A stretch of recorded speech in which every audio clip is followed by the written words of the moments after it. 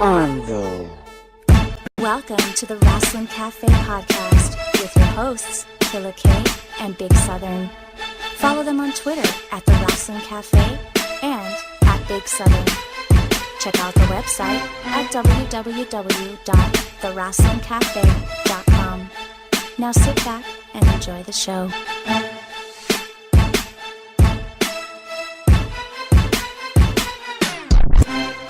The Wrestling Cafe. I'm your boy Killer K. This is your boy Big Southern. Killer K, Big Southern. Armville. Killer K, Big Southern. Killer K, Big Southern.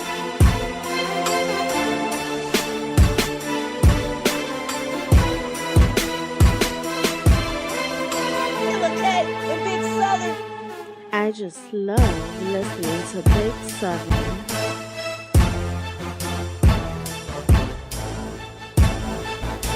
What's up, people? Welcome to the Wrestling Cafe, episode number 10.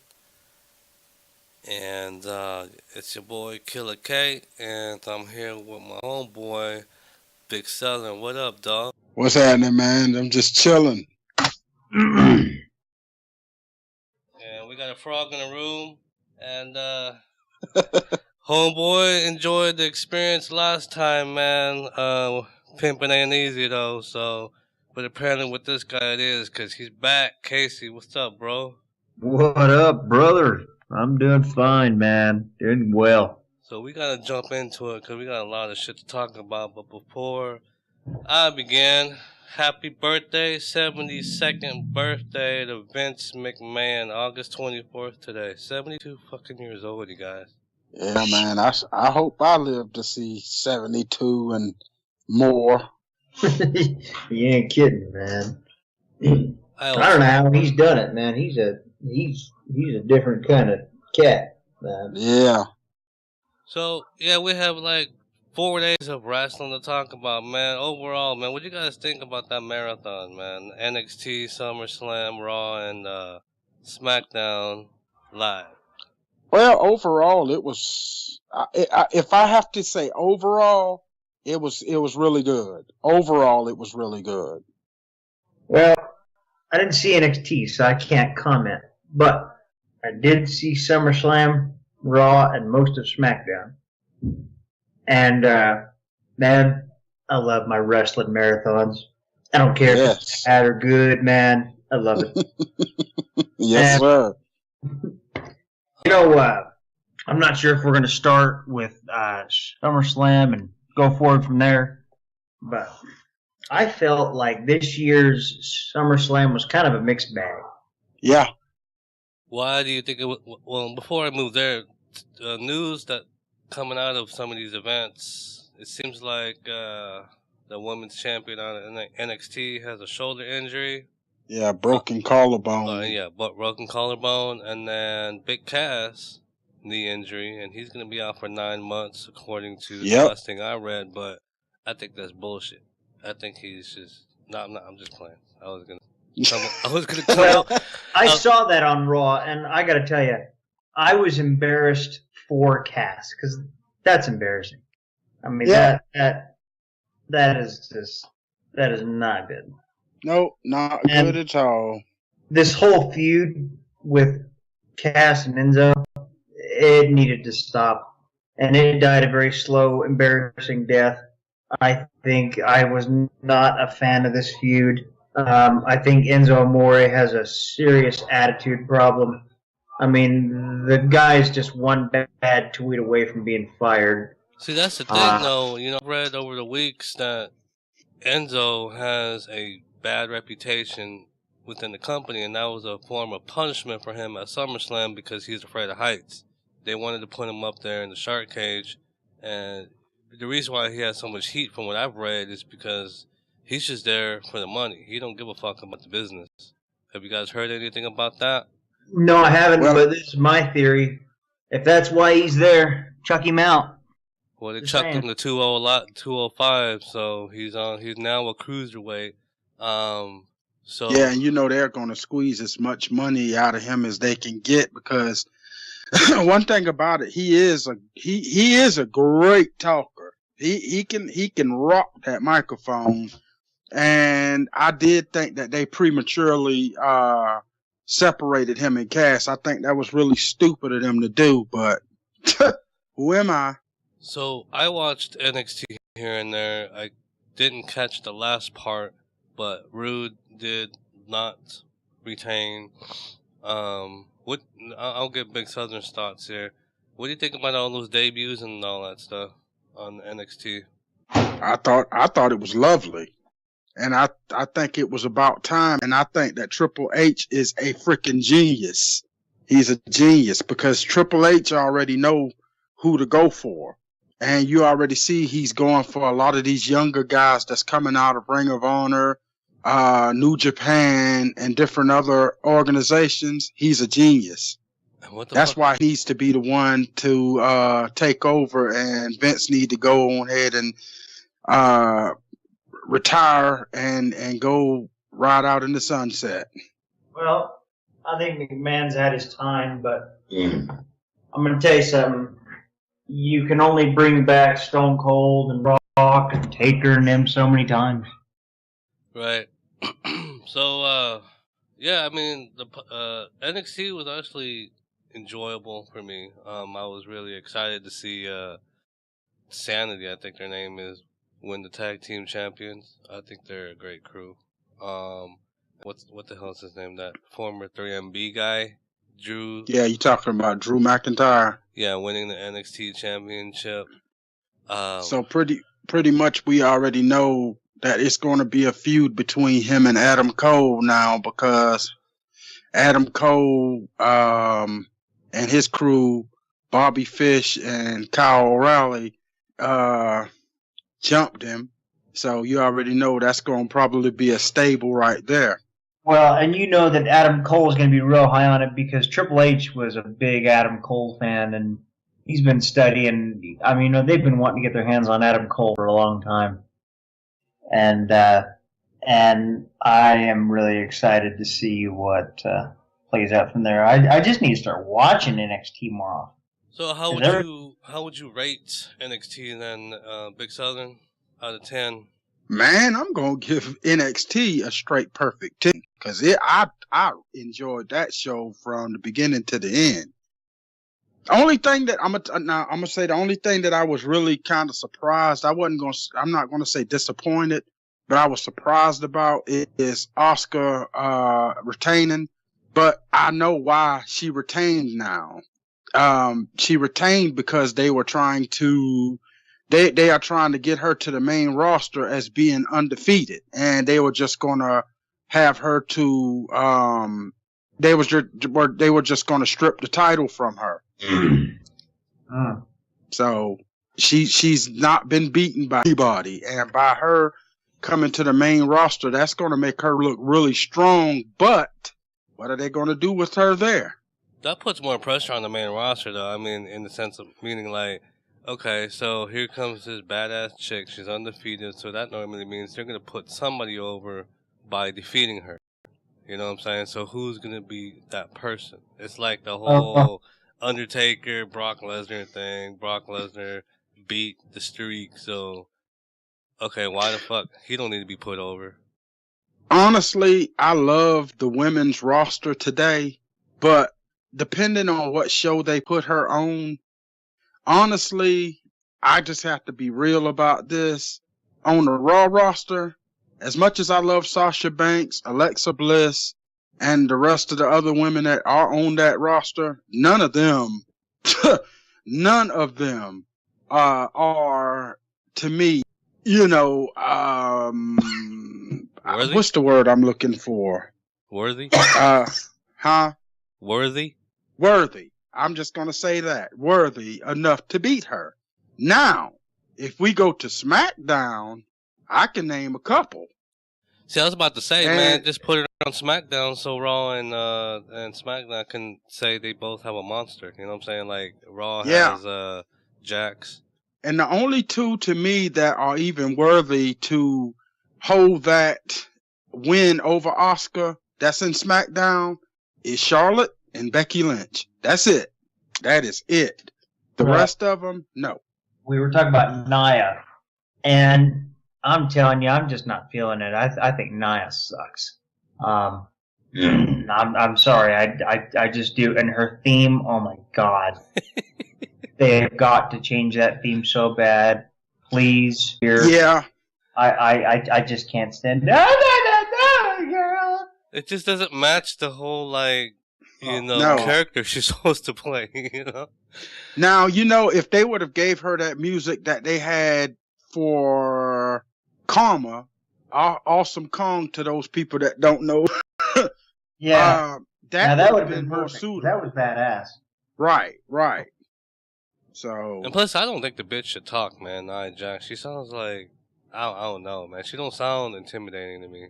You know what I mean? no, she looks intimidating, but she don't sound it. But when she talks, man, it's like, hey, you want to, have tea time, play with some Barbies and shit, but, Yeah. But, SummerSlam, okay, so, there was a fuckload of matches on there. Usos regain the titles. I'm like, what the fuck? Great match too. Oh, yeah, just like the last time those two teams met. And a lot of people agree with you on the net. That was, one of the great matches on the card. Unfortunately, I missed it. I was in the kitchen. So before we actually get started with the SummerSlam, let me say this. I was just telling Casey this before we started. A lot of people, including myself, were really, really disappointed as far as the outcomes on a lot of these matches. But from what I heard, a lot of these matches got changed at the last minute because the WWE possibly found the mole, the person who was leaking information out there to these betting sites. And a lot of these betting sites, remember I was sending you those things saying that who was basically going to win? Yeah, I remember reading that article earlier about that, and that they found out the leak, so they flipped the script. But they flipped the script, yes sir. But ain't nothing wrong. I mean, a lot of people were bitching about that, though, man. I'm just like, okay, well, too many title changes, and it was like 3 or 4 title changes last weekend. Yeah, I was disappointed. Bitch about these days, my God. I was disappointed. I'm gonna tell you the truth. I was one of the ones that was bitching. I was disappointed. Well, not as far as the title changes, but it was just basically one of them. We'll get to it. One of the matches really, really disappointed me, but I'm sure y'all already know what I'm talking about. But I don't know. I got my my matches, man. Like the AJ Kevin Owens match didn't live up to my hype, man, or to my expectations. No, but it was basically predictable on who was going to win that, though. Yeah, I mean the reason why it didn't live up to my expectations because the match was more about what was going to happen with Shane. You know what I'm saying? Yeah. And that's where the focus was, right? And I think that took away from that too. I totally agree. What was that match that you had in mind, Southern? The one that disappointed me? Yeah. Frickin' Shinsuke losing to Jinder Mahal of all frickin' people. Bullshit. I was so pissed off about that, man. I'm trying to tell you. Shinsuke originally was supposed to win the match, but after that stupid ass Mo put all the shit out there, they flipped the script and they had Jinder to beat him. So, using that logic, was Corbin supposed to defeat John Cena? Corbin was supposed to defeat John Cena. Yep. Alexa Bliss was supposed to retain. The New Day was supposed to retain. The guy who faced Neville, I forgot his freaking name. He was supposed to retain. Tozawa, whatever the fuck his name is. Yeah. Mm-hmm. Yeah, I mean, I was scratching my head. I'm like, man, so they just did the 50-50 booking struck again. So, like, 6 days later, the Cruiserweight Championship changes hands. But What do you do, man? I mean, if like I said earlier, if the titles don't change, people's like, oh, that was boring. Oh, too many titles change. What the fuck, man? It just seems like the wrestling community, you just can't please these motherfuckers, man. I wouldn't say that SummerSlam was something that I'll talk about every day. I mean, if I go back and watch the pay-per-view, I will say from a psychology standpoint, I enjoyed the Natalia thing, but the Natalia match. But my overall favorite match was the event because I think that was everybody's favorite match right there. The main event, definitely. That was just Strowman, whew, man. You talk about that was talking about unleashing the beast, man. Strowman boy. just was on fire. Whew, that dude, he was putting in work, man. And also, I mean, with Brock, normally doesn't like to look that vulnerable. You know what I'm saying? It's cool. It's cool that he's putting them over like that. You know what I mean? Yeah. I don't think he had a choice. Ooh, boy. I'm talking about Strowman. Ooh, boy. Strowman just made easy work of all of them. Me and you called it. Mm-hmm. Brock wasn't going anywhere, and I told everybody that too. I was like, oh, no, Brock ain't going nowhere. Yeah, they had to make it look, like, because look, all right, man, you got freaking Paul Heyman and Brock Lesnar saying if Brock loses, they are leaving. Do you think the WWE really is going to let those two guys go? No. Hell no. It's not happening. So, but to the smarks, like us, man, we don't know that, man. But there's people out there, believe it or not, that don't read the dirt sheets and shit. What's up, Chico? Yeah. Hope you're still listening. For real. Leave a comment. Oh man, you crazy. But and so now we got Strowman versus Brock at No Mercy. I mean, do you guys think they rushed that? I mean, because a lot of people were saying that they should have saved that to Mania and have Strowman take out the Beast because it still looks like it might be Roman going to. Yeah, man. I don't get it. We already know. I'm just gonna call it right now. I do not think, if anything, they may not let Brock pin Strowman or anything, but I don't see Strowman getting that belt at No Mercy. I just don't see that. I mean, should they? Hell yeah. But are they? Hell no. I just don't see it. I hope, man, if somehow, because I think Strowman's only been pinned once in his career since coming up. Yeah, but he shouldn't have been, though. Oh yeah, especially by who he did get pinned by. I agree. But what I don't like is, how do I put this? Like matches becoming there for an angle. Like, okay, it's just part of the angle. So don't make the main event part of the angle just to continue on to the next thing and the next pay-per-view, So what I mean is, I think like a few years ago, they had what's it called, bragging rights or something like that, and it was during the time when Big Show was going against the Authority, and he kept knocking people out at the end of the pay-per-view. People were like, dude, that's like an angle to build to the next show. I mean, pay-per-views are fucking to settle feuds and shit, you know what I mean? Yeah. So, unless they just beat the holy hell out of each other to where nobody can't continue, you know what I mean, or something, I just hope that Strowman doesn't get pinned again. They're gonna have to to make that match really look real, they're gonna have to make that a no disqualification, so that Brock will be able to pick up a weapon or something. Cause he's gonna have, I'm telling you, man, to make it realistic, Brock is gonna have to, I mean, we know Brock is a beast, but come on, man. Strowman, that dude is a killer. I really liked on Raw when he came out and he didn't even say nothing. Oh my goodness. Didn't say nothing. Came out, chokeslam. Chokeslammed him and did two power slams and left him laid out. And then walked away. I mean, when was the last time you saw that done to Brock, man? Huh. You know what I mean? Big Show didn't even do that. I'm on the train here, the Strowman train. I'm all hyped up over this. Me too. Me too. Man. But let's get. And then the thing about it, man, when Strowman came out there, did you hear the pop he got? Oh hell yeah, bro! I mean, they just exploded, bro. Yep. Then everybody started Strowman. I was like, oh boy. I'm telling you, man, that dude is about to make some money, man. I'm telling you.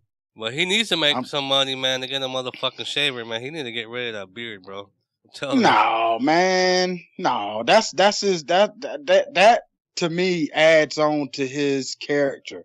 I just don't like it. Oh, you're a beard hater. So what's your thoughts about this starting feud here, Casey? Braun and Strowman at No Mercy. How do you think it's going to play out? Well, I really think... Sorry, I'm cooking some breakfast real quick. Booty. I really think that they need to... I think they need to put the title on Strowman eventually. And I'll tell you what. He's money. He's money. And the shit that Brock was selling for him, God almighty. Yeah. I'm now sitting here just, I was creaming in my fucking pants. But again, I just thought about this. So do you think it might be a repeat? Because Brock was doing the same shit to Goldberg, though. He was always selling fear, intimidation, and then bam, he wins the feud at the end. Do you think it's going to be another repeat of the Lesnar thing, or the Goldberg thing? I hope not, man. I just have a feeling. No, I'll tell you why. Because Goldberg's an older man who couldn't go beyond 5 minutes. Strowman's young, you know. He's in the prime of his career. Yeah. I can definitely. Yeah, I see that. Yeah, and you know, Strowman. Speaking of young, I think Strowman is like 20. He's 20 something. Yeah, late 20s.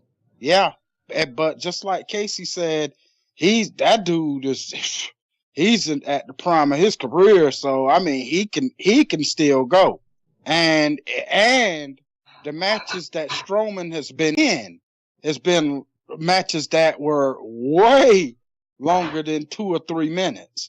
Oh yeah, I mean he's been crap out of Reigns for months. Yep, and these matches go anywhere from 15 to 20 minutes. So the dude can go. All right. What about the Dean and Seth match? Tag team match. I enjoyed that. I was that's the outcome I wanted. I wanted Dean and Seth to get that. You know, I was sitting there thinking like, you know, Dean was gonna go heel, but you know, like fuck him at the end. You know what I'm saying? But I'm glad that they won it. It just seems weird, both of them, you know, together, and then Roman's not there. You know what I'm saying? Like, because I'm so used to seeing a 3-man team. You know. But this is my thing. What are they going to do when they actually bring the Shield back together as far as the intro music, since they still letting lanes use the Shield music? That's what I'm saying, because, you know, normally when the music drops, man, they're going to boo because they think it's Roman, but when all three of them come out, you know, I don't know. Who knows? They might come. They might not even reunite the whole team, you know what I'm saying? Because they got Roman plugged into the heavyweight division picture. Yeah, it's stupid, man. I don't know. I'm lost with it. And speaking of, so my thing is, I'm just watching. And speaking of SummerSlam, it seems like the reason why the Undertaker was there this was coming from the Dinner with the King podcast, Jerry the King Lawler. Yeah. That he was something there about a video game. So what they say they were scanning? Yeah, scanning. Yeah. I was actually really hoping the gong was gonna. I mean, I was. Oh man, me too. Me too. I would have marked out like a bitch, man. Me too. Me too, man.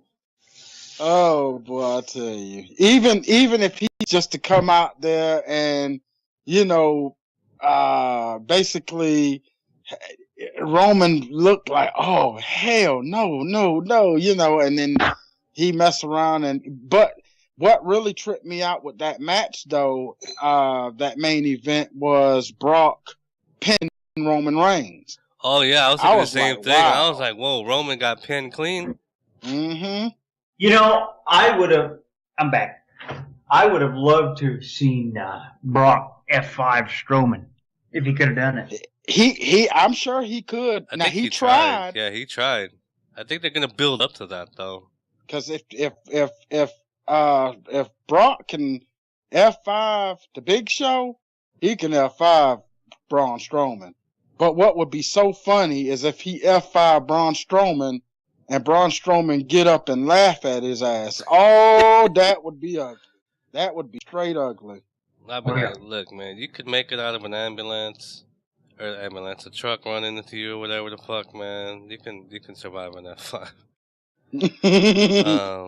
But let's give the red-headed stepchild some attention here. SmackDown Live. How do you guys think the booking went? The matches went over there. I gave a little bit about Sasha, Natalia. We gotta talk about those debuts, man. This past week. Oh man! I think they got stomped for as Raw goes on that SummerSlam card. Yeah. Now I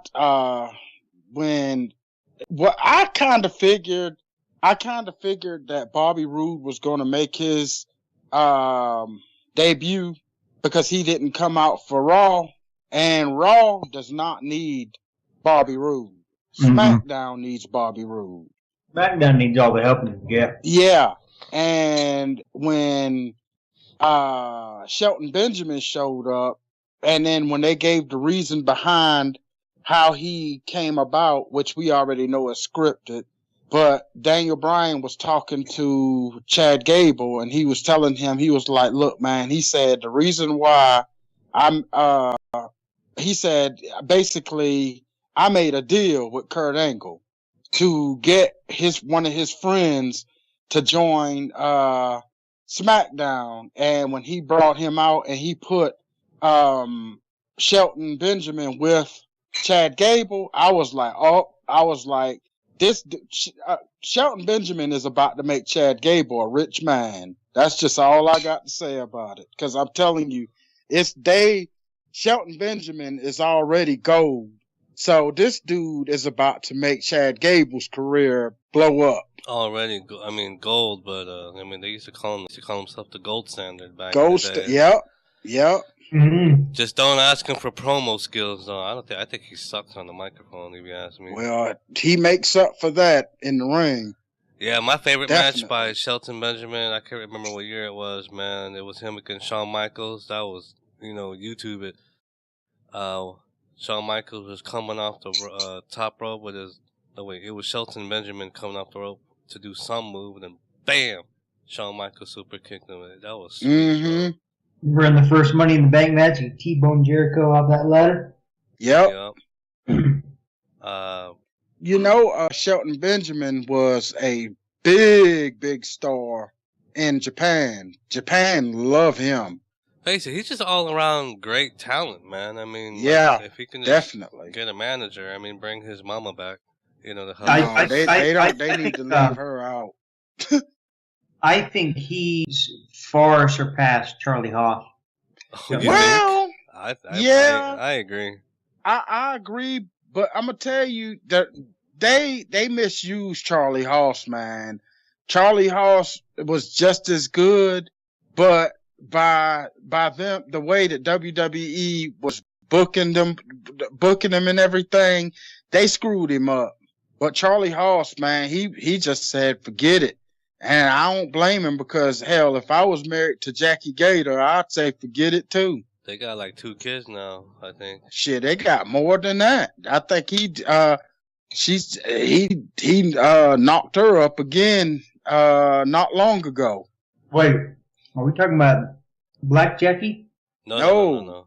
Jackie Gator, the white girl who used to be see, she wasn't with them for WWE long, but Charlie Haas went to TNA for a little bit, and she used to be out there with him. I think I missed that. Yeah, but yeah, she was only there for a cup of coffee. So, So, I didn't do this at the beginning, but, at the Wrestling Cafe, you can follow that. At Big Southern, you can follow that. And you could subscribe to our podcast using Google Play, iTunes, Stitcher, TuneIn Radio. And we hope that you guys all you listeners are spreading the word. yeah. Telling people about us, man, because wrestling is fun. If you're looking for a way to escape life, suspend belief, man, come listen to us, man. We're just a couple of dumb motherfuckers talking about men in their underpants and shit, and just having fun, man. But where do you guys see booking wise? Where's this shit going? You know what I'm saying? Kevin Owens. It seems to me like the AJ thing. I think it's going to be AJ and Corbin next. I'm going to tell you seriously. Okay. So let me say this first. Kevin Owens, we already know what that's building up to. That's going to build up to him versus Shane, which, whatever. But, okay, so the AJ thing. When AJ came out there Tuesday and he was saying that he was doing the U.S. title, the open challenge again, I was automatically thinking, I was like, oh boy, I said, now watch Shelton Benjamin come out there. It wasn't Shelton Benjamin. I was like, look at this bullshit. It was Kevin Owens come out there again. Well, that kind of reminds me of the last time. The last time he said that John Cena came out, you know what I'm saying? When he said, yeah. So. But, it was, I'm thinking, depending on what they do with these guys who they got now. Okay, so with Shelton Benjamin being there now, Chad Gable, New Day being a tag team, the Usos being a tag team, I'm wondering what other tag teams are they gonna put out there? Well, I think SmackDown. Well, the WWE period, they need more tag teams. Their tag team division is the weakest it's ever been. Right Now, I'm wondering. Revival out again. Fuck both brands. I'm wondering what they are going to do with the Authors of Pain, because I heard that they're about to bring them up, too. I say put them on Raw. I'm wondering if. I don't. Now, I think they ought to put them on SmackDown. Well, look at it like this, though, okay? I mean, how many teams does Raw have? How many teams does SmackDown have?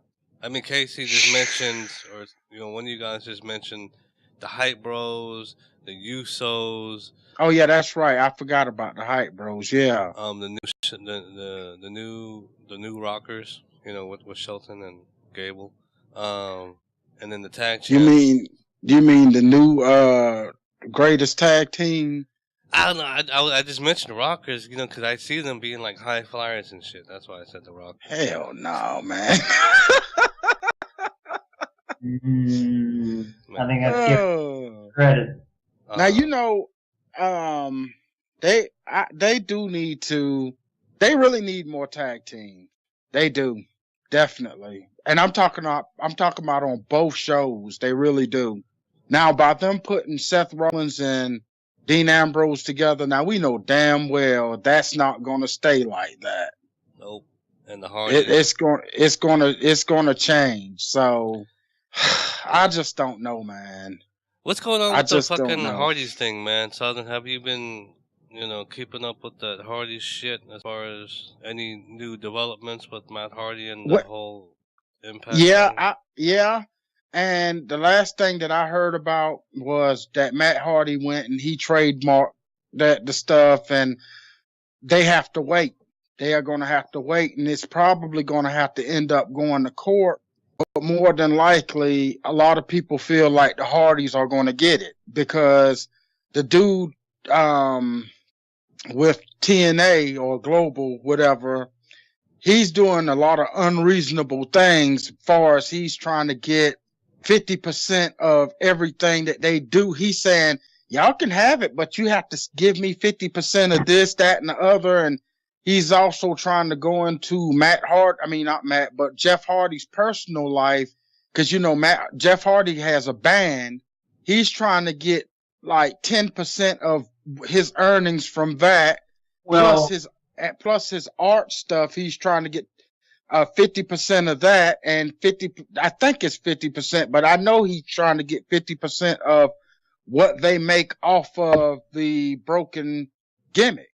well, you know why they're doing this shit, don't you? Because they're broke and they need money. Exactly.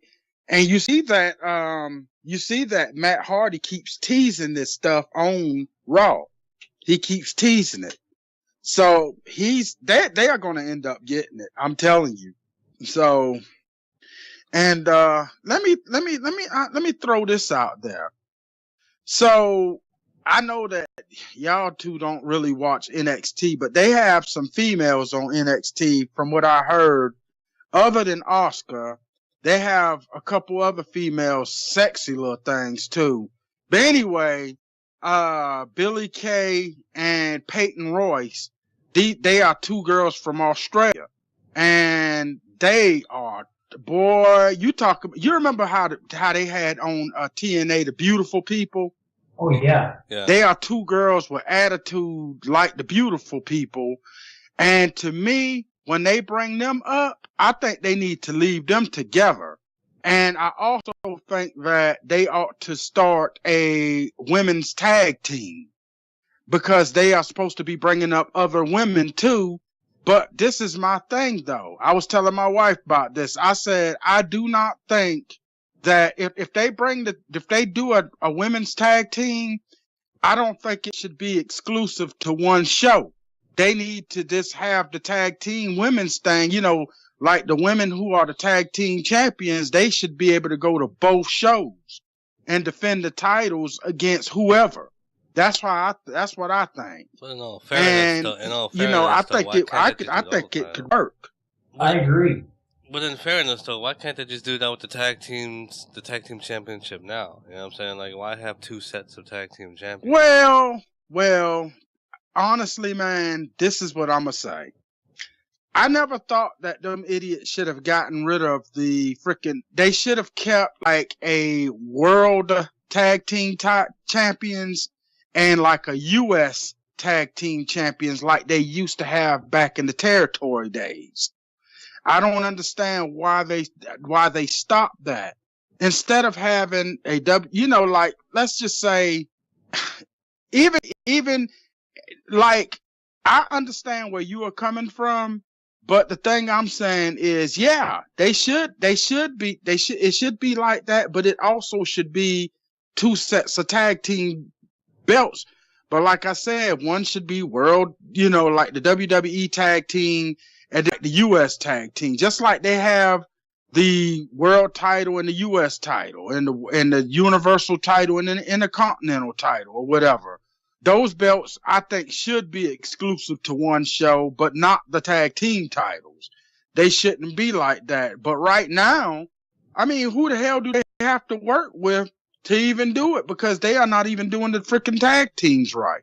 It's stupid. I've been watching a lot of the early 2000s wrestling, and it just seemed like they did a lot of things right back then. For example, when the Undisputed title first came out, they had that defended on both shows. They had two sets of tag team belts, one set for Raw, one set for SmackDown. And when Bischoff and Stephanie, hell, even further back than that, when Flair and Vince owned Raw and SmackDown, it felt like real rivals. It felt like real competition. Now it's like, well, Kurt Angle, I made a deal with Kurt Angle. I made a deal with Daniel Bryan. It's, oh my God. And like, it doesn't even feel real anymore. And Raw's championship is only defended like 2-3 times a year, while SmackDown's championship feels like the workhorse title. And it just doesn't feel right. It feels lopsided. As far as the title being defended, it's amazing that it's going to be defended 2 pay-per-views in a row. No Mercy and Summer. Oh, yeah, but Brock, yeah. Yeah, but I'm gonna say something about Jinder Mahal. It's time for him to drop that title. He's not doing a good job with holding that title. Not in my opinion. well, he's just not good. Period. He's just not good. And I'll tell you somebody, me and Big Southern were talking about this a minute ago. Why are they doing this to Rusev? I just can't understand it. Because when he first came in, he was a heel. He was great, man. Mm-hmm. I mean, he was the perfect heel. He was big, he was unstoppable, and he was a winner. And now he's just an afterthought. He gets beaten in 10 seconds. That pissed me off. That pissed me off. Ridiculous. I just could not believe what it. Huh? Do you guys think that, and this is a long shot here, first of all, since you guys are talking about these two, rumors came out that they, as in Lana and Rusev, were requesting for their release. Lana came on Twitter and denied that, but do you guys honestly think that Vince is still punishing them for what happened with that TMZ shit in their engagement last year or whatever? I would hope not. Now, I heard that they got pissed off, too, at Rusev for cutting his hair and stuff like that. And I mean, because of his, because in their contracts, man, you have to, there's a certain look that they are looking for. And see, what's really crazy is that business gets into your personal life. That man made a personal decision. I want to cut my hair. I'm sick of all this hair. And I really don't think that should have had any kind of, I mean, it's not like the man came out wearing a damn dress and some lipsticks and some high heels and shit. The man cut his hair. I'm like, good grief. No, man, that sounds kind of an extreme to me. I don't think Vince would punish a motherfucker for cutting his hair, man. Look, but he is though. They got pissed off at him about it. Huh. Well, I think Lana's probably got to deny it because she's probably right in the middle of something right now, but would you really be surprised if they got their releases? I tell you one thing, it would be a big mistake on the WWE's part to let them go, because if they you already know that people will eat that shit up, and they would sign Lana and Rusev in a minute. They would sign them. GFW. And that would be, and they would use, and then if they go, just like I heard, like Daniel Bryan, and because I was hearing him talk on Edge and Christian's show, and he was basically saying that a lot of the guys were coming to him, and basically they were pissed about the direction that the WWE was going with their character. And Daniel Bryan was like, he said, man, there's other options, but because today, you don't have to be in the WWE to make money. You could go to New Japan. You could go to Ring of Honor. You could do other independent shows, and you could get paid just as much as people working for the WWE doing your own thing. People are staying away from Global Force though because they don't like to pay. Well, not only that, but I mean, look at what they're doing to Matt and Jeff. They're dragging their name through. Yeah. No, I don't think anybody wants to go there. I heard Jim Cornette talking about that too, and he was like, and then the funny thing about it, Jim Cornette ended up going to Global Force. he's a part of the roster now there, but he was talking about how Global Force Wrestling basically worked well at the time. TNA, Impact, whatever, they weren't paying their guys. And he was also talking about how they are dragging the Hardys' name through the mud. And he was like, what self-respecting wrestler or talent would want to go there? And then he ended up showing up. But anyway, it's just crazy, man. I'm telling you, and then, one of the hottest acts going on today is the Bullet Club. Everybody want to be a Bullet Club now. Oh yeah, and of course, the WWE fucking scrapped that real quick. Yeah, they really couldn't use that name, but the thing about it is the originator of the Bullet Club is right there on the WWE. Balor. And the only thing they would have to do is put freaking Carl Anderson and Luke Gallows with Finn Balor, and they could just call them the Balor Club. That's all they got to do. And Finn It's Balor. not that hard. Now you talk about a fall from grace. Yeah. I mean, and I'll say this. Speaking of Finn Balor and Bray Wyatt, the match was good, but Bray Wyatt is an afterthought at this point. He's just Yeah, I agree, and it's not even his fault either. Nobody's buying this scary talk because he's a loser.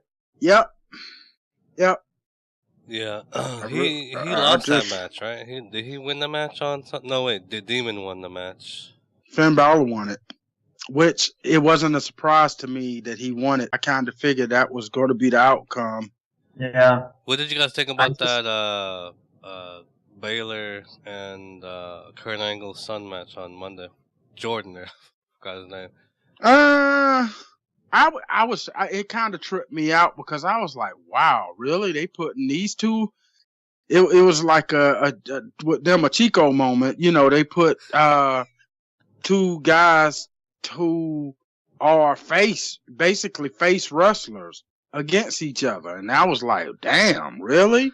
So I don't know. Yeah, I don't get it. You think they're going somewhere with that, or it was just to pop the crowd? Hell no, man. I think that's a one-off match. And then the new tag champs, Hardys. That was a good match on Monday. That was good. Yeah. Now I gotta ask you: is anybody buying this whole Kurt Angle? Hell no. It seems forced. See, they have actually now they are still going with that angle, but you see they haven't really played into it as much as they were because they already understand that the crowd is not buying that shit. But they still giving Kurt Angle the credit because Kurt Angle is being such a champ about it. And from what I heard, Kurt Angle is pitching right now to face Jason Jordan at WrestleMania, the next WrestleMania. And a lot of people were like, wow, he's not trying to face like a Triple H or Seth Rollins or he's trying to put Jason Jordan over. But that's the thing though. Jason's just not good. Well, I disagree with that now. Because Jason Jordan, he is good. He's just, it's just the booking, man. That's what it is. It's the booking. It's the way that they are booking these guys. Because Jason Jordan, that boy, he's a suplex master too. He's a actual, legitimate wrestler. But, let me chime in here real quick. So, let's put the E hat on here real quick. When you're within the E, what are you looking for? Is it all about the wrestling aspect? You know what I'm saying? Because I want the total package. Then there you go. Then, in my opinion, Gable and Jordan are not the total package. They can do it inside the ring, but you put them on the mic, dude. No.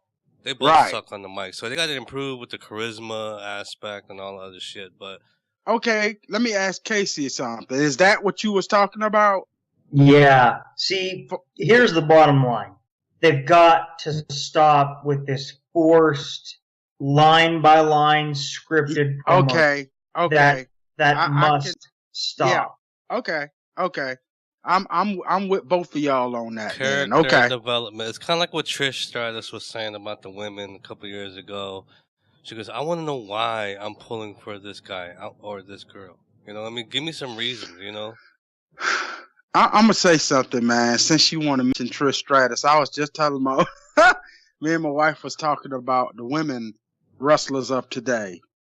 As much as I loved Trish Stratus, as sexy as Trish Stratus is, to me, she did develop her wrestling skills, and it was like a on the job learning experience for her, and she actually did pull it off.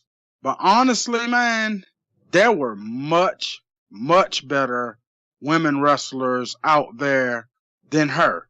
Lita was really good. Oh yeah. And what's her oh man, what is her name? They are not even using her now. I don't understand why. What's the old girl name, man? Emma?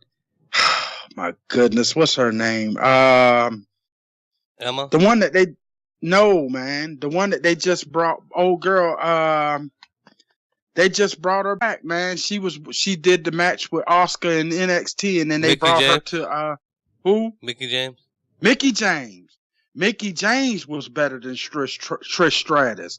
Freaking one of the ones that they misused so bad they abused. I was so freaking pissed off about Gail Kim. They misused Gail Kim, and the reason why they did that, from what I was reading and from a lot of stuff that I heard, is because she's not white, and I'm just being real. And Gail Kim is a beautiful Korean, and they misused her. They missed the ball with her. They really did miss the ball with her. And this girl, she did shit that Lita was doing. She was really athletic. She still is. And the WWE, they misused her. They screwed her over. Well, bad. Let's fast forward here for a minute, though. I mean, she bitched about how, this grudge that she has, like how Vince treated the women. But look, I mean, for the past couple of years, the women thing turned around, so shut the hell up and come back then. She don't want to go back. Yeah, because they misused her, and that's all they're gonna do. That if she goes back, it's just gonna be the same shit. Now, to me, right now, the women that they have there today are better than any women they have. To me, well, I'm not gonna say any. I'm just gonna say if they was to put Lita, Gail Kim, and well, they already got my girl back. Damn, I done forgot her freaking name again. Shit. But anyway, if they were to put all of those women, what's her name again? Mickie James? Mickie James. Shit. I think you need to go back to bed. Yeah, for real. If they was to put, I'm going to say her name first. Mickie James, Gail Kim, and Lita in their prime with these women that they have today, bruh. Oh my goodness, man! I would love to see Gail Kim face Charlotte, Gail Kim face Sasha, Gail Kim face Becky Lynch. All of that would be sweet. Man. All of it.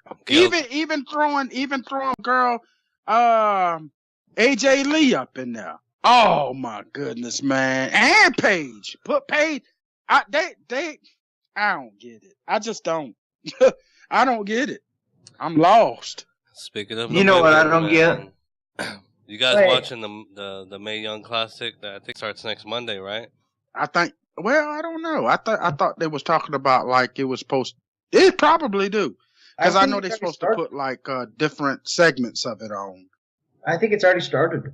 Well, the only thing that started already with that is they introduced all of the women who are going to who participated, and then Monday, I think they are going to after Raw goes off the air, they're supposed to put the first round up, and then probably the next Monday they'll put the second round up and stuff. So no, I think the second round is going to be live in September.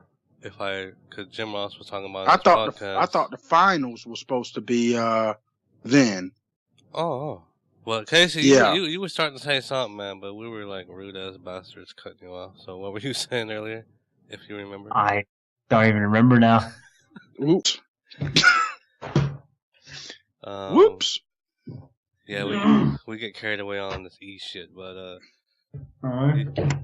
yeah, I'm looking forward to the women's class. I'm actually gonna check that out because they have already signed couple females, well, more than a few females from that Mae Young Classic, that they are going to actually see. That's why they are calling up some of these other women from NXT, because they signed some females to NXT.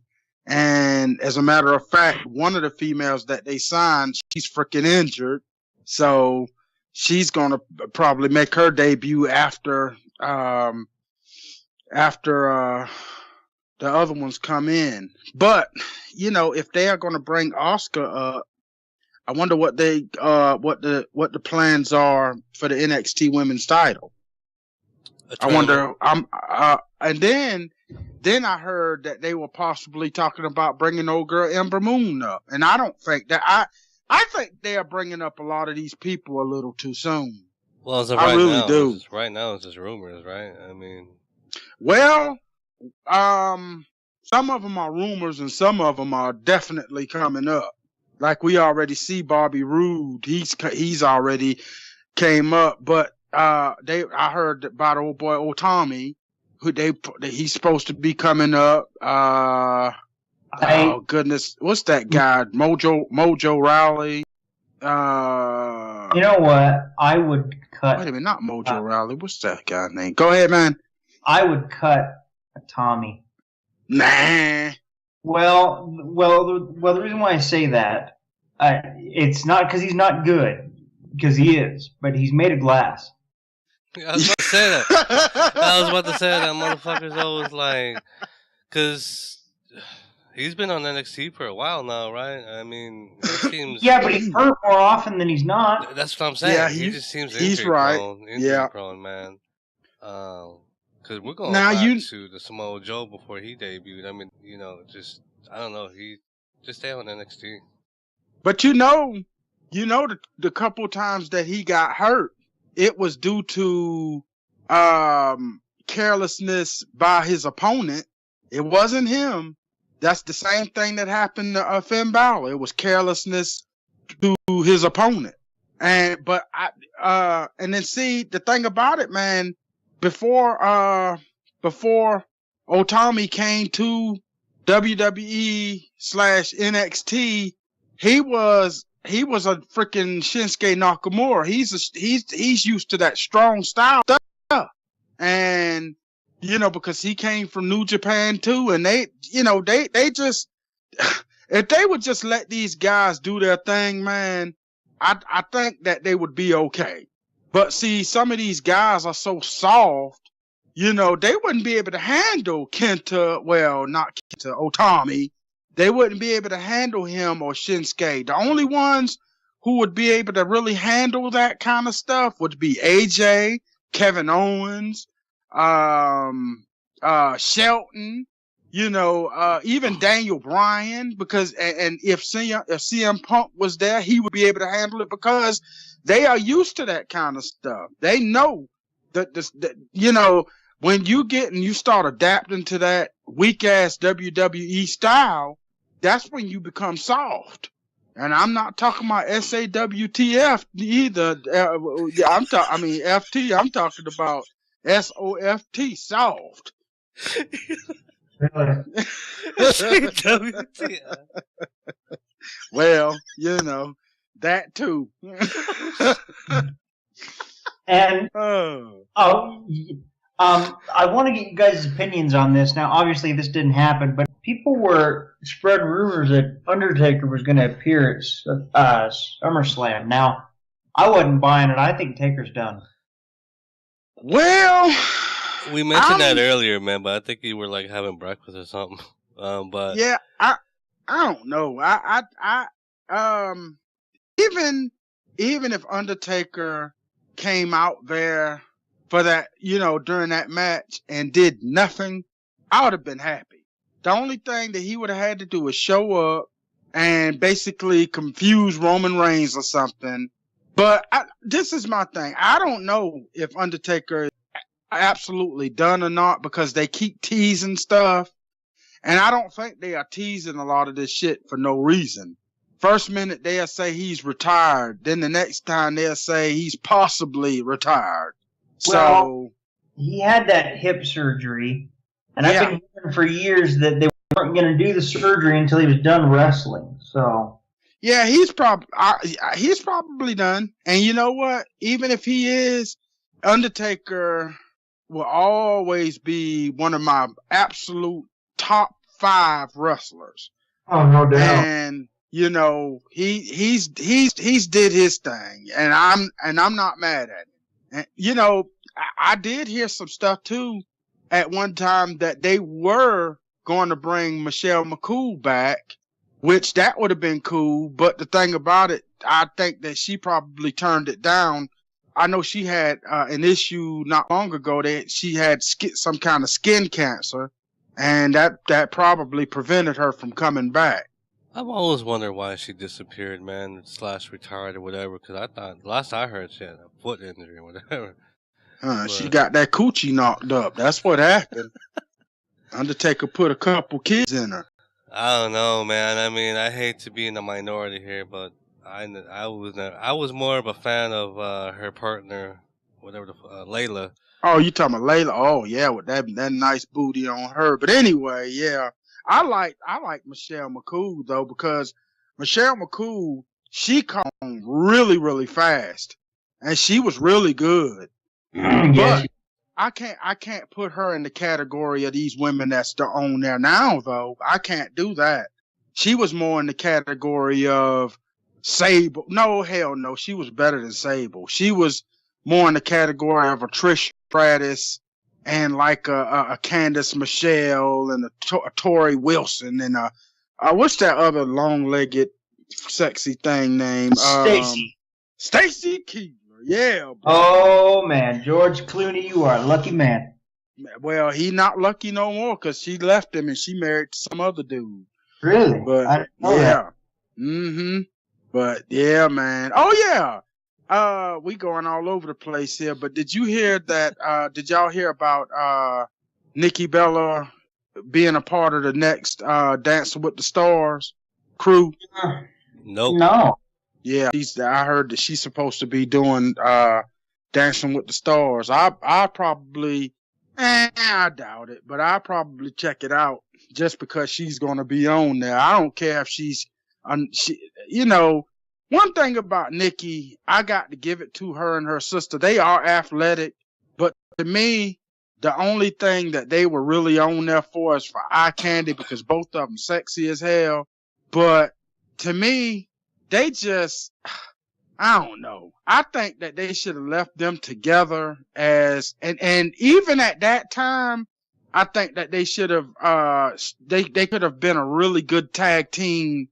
Well, they were a tag team, but at the time, they should have had them as, you know, they should have brought some belts out, tag team belts out at that time. They screwed a lot of shit up, man. They really did. Not the Bellas, the WWE did. And, well, I'll say this. I think they, like, especially in the later years, they really tried. Especially Nikki. Because, Yeah. I mean, you know, there was a point where Nikki was awesome on the microphone. Just awesome. Ooh, I don't know when that was. Well, it was during the whole Brie-Nikki feud thing. Oh, okay. Yeah, and now I think it's safe to say that their in-ring careers are over now. Well, I don't know about. From what I heard, Bree is talking about coming back. Mm. I'm gonna tell you honestly. To me, Nikki was better on the microphone, but Bree was better in the ring, in my opinion. What? Bree was better in the ring. Man, Nikki smoked her in all realms, Man, I just can't. I can't get with that. I think Bree was better in the ring. Fuck Brie, man. She was a Daniel. She just did that Daniel Bryan shit, dude. The kicks and the blah blah. Well, blah. that right there made her better. But that doesn't mean she's copying someone's style, though. You know what I'm saying? I mean, I will say, I'm not giving, you know, Nikki a public blowjob here, but the thing is, I would. Anyway, yeah. But she really improved, man. You could tell that she's putting in work. You could tell that she put in work and that she's trying to get away from that cold stigma. I'm seeing this bitch. I'm doing this on my own. You know what I'm saying? Yeah. You could see that. You could see that. That passion. With Brie, you can tell like, oh, this is what my husband taught me. This is what Cena is telling me. Blah blah blah. I don't know, dude. I never was a big fan of Brie. I was. But Daniel Bryan actually trained both of them. He actually had a lot to do with both of the. He had a lot to do with Nikki's comeback. Well, I'm saying though, Cena had some input too. I didn't say he trained her. And by the way, to you two suckers, I was just kidding. Nikki was better than Brie. And Cole's is regular bowl. The regular bowl. Brie mode. You missed Brie mode. Did you ever like that theme song? By Brie Bella Southern. Did I what now? That theme song by Brie Bella, Brie mode. I know you missed. That oh song, yeah. Because I have no bowls. I need to get some. Right. And I'll let you get back to what you're doing. All right. And when we're done, I will wash them and return them. All right, sir. All right, you have a good one. I got the bottom one. Anyway, honestly, I don't miss either one of them. Nah, me either. I do not either. I mean, I really don't. I mean, I wouldn't mind hearing Brie in the bedroom, but I don't miss the fucking. I don't miss the fucking that theme sounds song. good. The theme song is one. I can't stand their theme song though. oh my hell. You can look, but you can't touch. Who are you talking about? The Bellas. Oh yeah. Nikki's, yeah. Yeah, and then Brie with her Brie mode. Yep. So I want to rewind here all the way back towards the beginning. Long term, do you guys see? They seem like they're teasing Cena and Roman Reigns feud. I hope so, and I hope Cena kicks his ass. Southern, what do you think?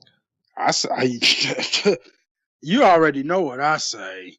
I'm really not a fan of neither one of them, but I'm a Cena fan when it comes to that. Because I read the other day that the main reason why they brought Cena back to Raw is to help, quote, put over younger talent like Roman Reigns.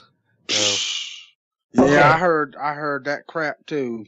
The only reason why I'm a John Cena fan is because I've watched John since the beginning. Yeah, I did too. But and so for me, John's, he's got longevity with me. Now that doesn't mean that I'm going to sit there and say, he's the next Hulk Hogan or he's the next Rock. Bullshit. But John's led the fight for a long time. But the reason why he's back on Raw kind of ties back in with what I said on the last podcast, where he's putting people over, and you guys were saying he wasn't at the beginning of his career, which I agree with, but it's nice. People got to look. He's going to be trying to put people over, but if they can't get over, what the fuck? You know what I'm saying? So why are people going to be shitting all over Cena? It takes two to dance, you know what I'm saying? I mean... Oh, yeah. But I'll just say this, man. I'm not a Roman Reigns hater. He does run good matches. He's good in the ring, okay? But I just don't feel that Roman's the guy that they need to be pushing. No, it's been fucking, 5 years now? And it's been just a train wreck because no one's buying it. Hell, I could name you quite a few guys right now that should be the top guy or they should be pushing to be the face of the WWE. And there ain't none of them Reigns. As a matter of fact, I think it should be Seth Rollins who should be pushed as one of the top guys because not only is he good on the mic, he's good at being a prick. Yeah, I think he's better as a heel than a face, to tell the truth. A lot of people didn't like that whiny bitch shit that he was doing last year. But if you kayfabe it, that's and back with the ginger thing. You kayfabe it, that's what a heel does, you know what I'm saying? He depends on his lackeys. They cheat to win, blah, blah, blah, blah, blah. But right now, even though Seth Rollins is not in the title picture, he's still one of the top guys there. Oh, yeah. But, he's the best of the three Shield guys. Yeah, I agree with that. Definitely. Athletically, but this is my I thing. would say, yeah. Huh? Said Go ahead, athletically, dog. athletically, I would agree, but I think Dean, beats him on the mic. Seth beats Yeah. Dean with the moves and Yeah. ring, I can live with that. but Dean beats him on the mic. But Dean needs more, not more, but I think Seth is better in the ring than Dean. Honestly, man, I'm gonna tell you straight up, dog. I think that these guys that's coming from the Indies and coming into the WWE, such as Bobby Roode and a lot of these other guys, they top any dude that's WWE, just exclusively WWE. Any star that WWE has made, they top any of them. All Kevin Owens, AJ, Shinsuke, Finn Balor, man, all these guys top what WWE have right now. All of them. And I truly believe that any one of those guys could be the guy if the WWE would do them right. But knowing the WWE, it's probably not going to happen. Kevin Steen is just one of the best pricks I've ever seen. Yeah, follow him on Twitter. He's hilarious. I just had a thought. Yeah, he ain't got no filter either on Twitter. No filter. If you try to go after him and talk shit to him, he will embarrass your ass. But embarrass you straight up. How many characters? 140 characters. He will eat you up in every last one of them 140 characters. I'm telling you. So yeah, I mean, he's like the king of comebacks. Oh yeah. And you want to go follow him on Twitter? Mm-hmm. I'll tell you who I like on Twitter is Road Dogg. Oh yeah, he's another one. A lot of people, unless I'm misunderstanding it, people are shitting all over him now for SmackDown. Well, and he don't deserve it either. No. I don't know why they would be shitting on him when he's doing, to me, honestly, man, when it comes to the wrestling aspect of things, SmackDown is killing Raw. SmackDown is absolutely killing Raw. Now that they have Bobby Roode and frickin' Shelton Benjamin too now, oh man, Raw, they're gonna have to definitely pick it up. Well, I'll say one thing that Raw needs to stop is all this bullshit fucking 20-minute talk segments. Yeah. Because Raw's way too long. That's one of the things that SmackDown, they have their talking, but it's not as bad as Raw. But man, look at this shit though. Look at SmackDown have Shinsuke Nakamura. Now they got Bobby Roode, and they got Shelton Benjamin, and they got Kevin Owens, and they got AJ Styles, and the list just goes on and on with the talent that they have. Man, if they can't do anything with what they have right there, they just need to shut the doors. That's all. I think they need to trade Finn Balor to SmackDown. Oh, yes, sir. Yes. That'd be great. I still don't know what the fuck they're doing with Balor, man. I'm still waiting, Let me tell you what me and a friend of mine were talking about, and I'm going to see what you guys think about this. So, y'all know how New Japan, they do their wrestling like season, right? They work their guys for 6 months, and then the other 6 months, they give their guys off. And they could pretty much go and do what they want to do on the indie scene if they want to, or they could just go home and chill. So a friend of mine and I were talking about this.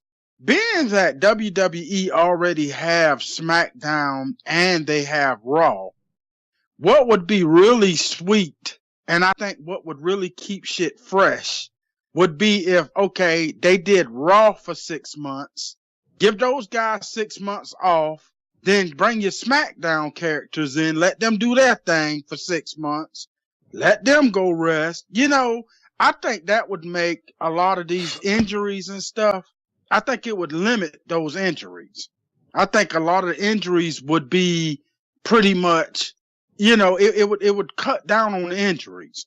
It would, and it would cut down on the burnout too. I think if they collaborated for the big pay-per-views, like SummerSlam. Yeah, well, yeah, we have to think about that too. Yeah, I forgot about that. I don't know how they would work that.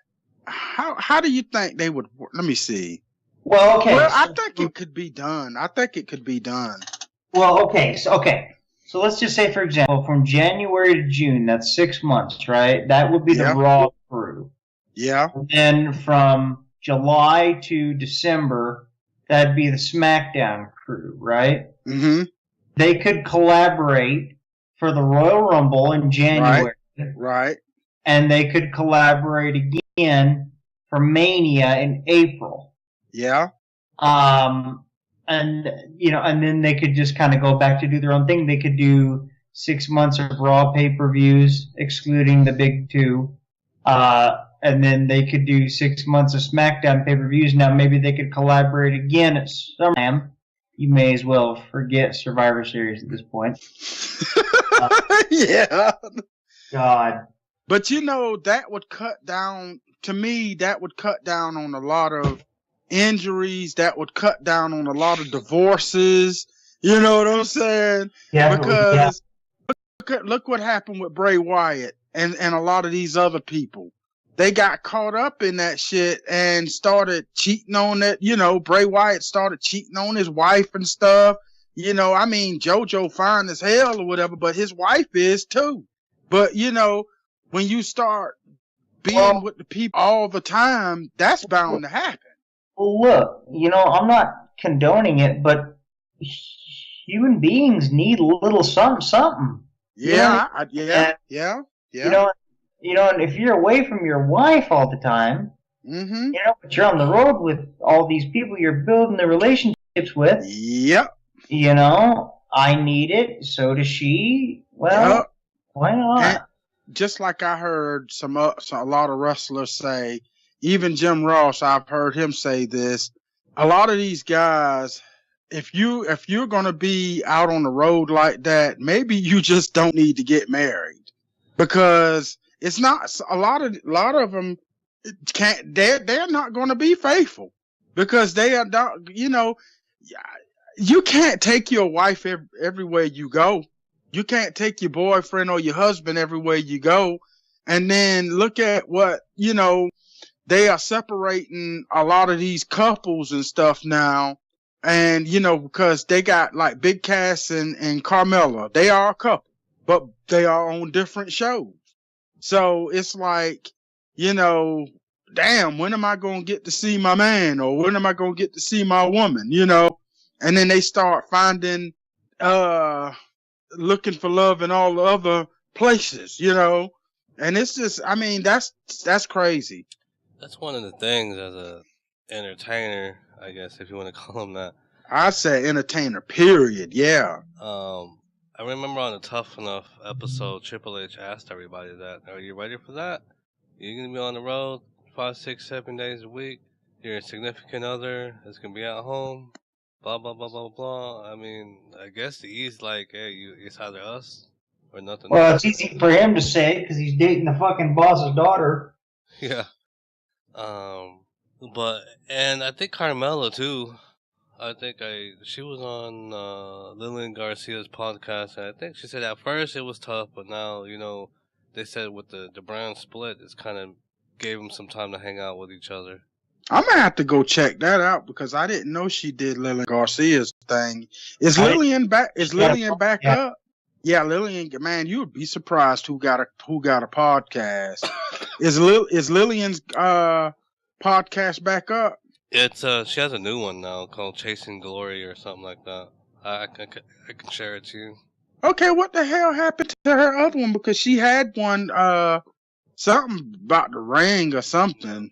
On their way to the ring, but yeah.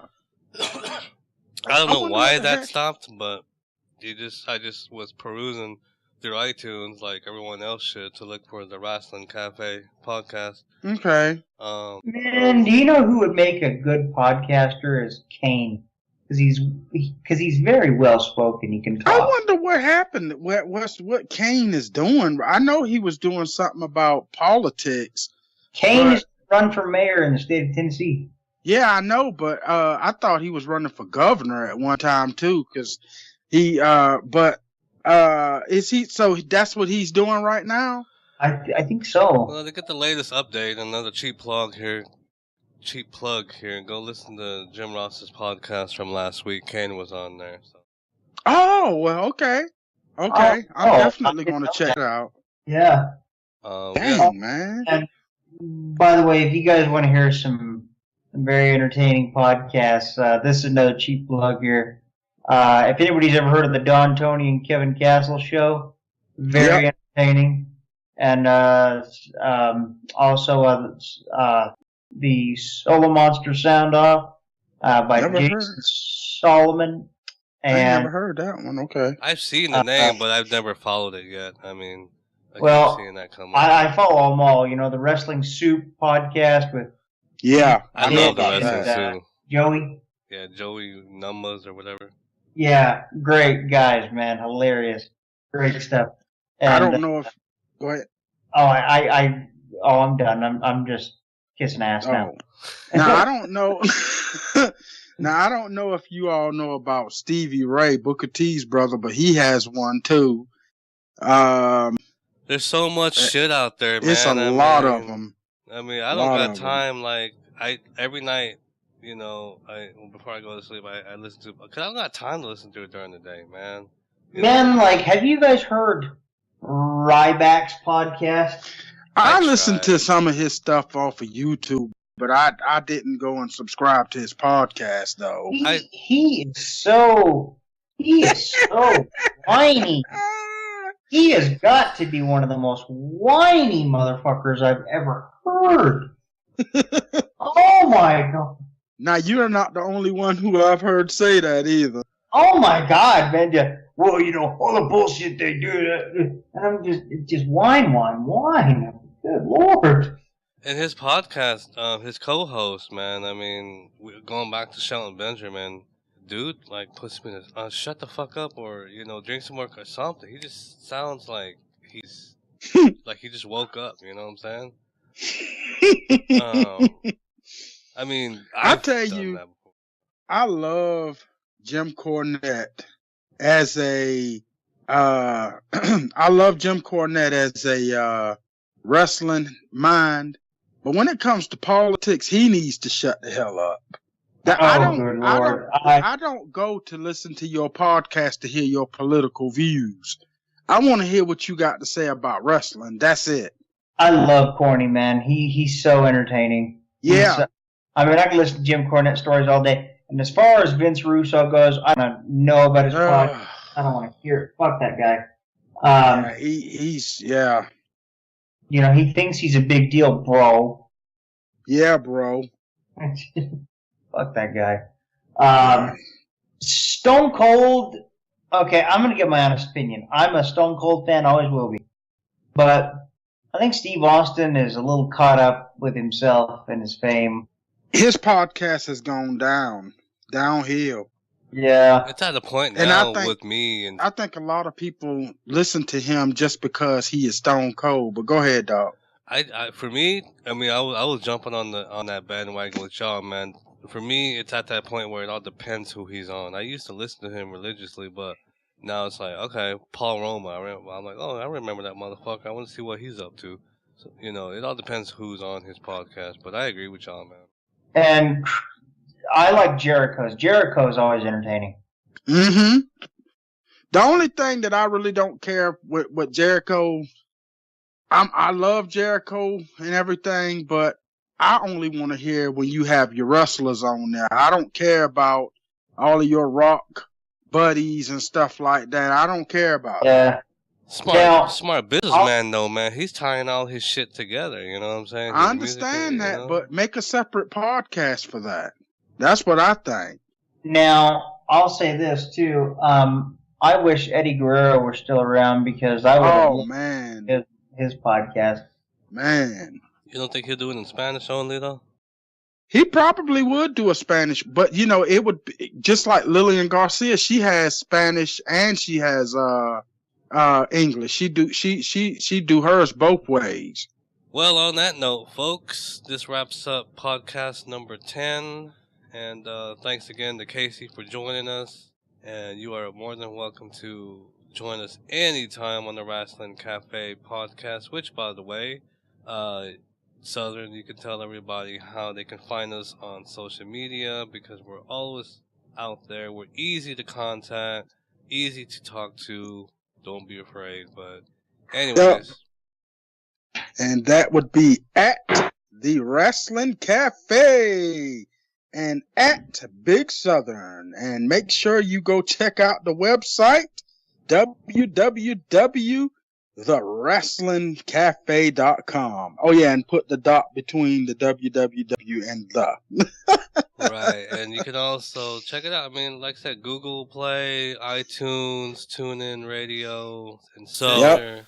Thanks for joining us again, folks, and we hope you enjoyed this podcast, and we will see you guys next time. Peace.